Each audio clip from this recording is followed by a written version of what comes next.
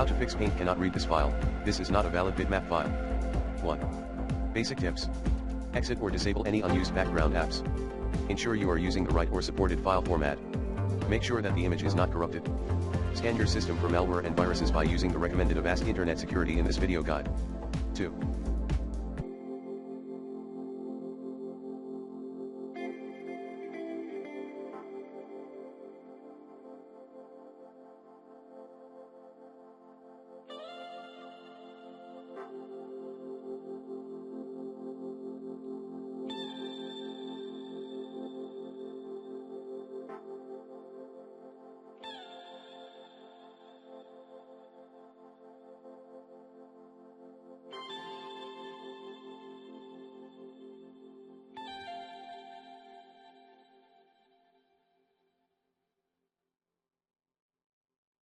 Repair Microsoft Paint.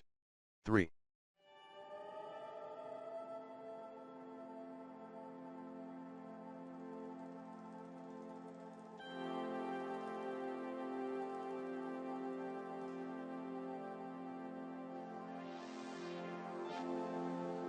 Update Microsoft Paint. 4.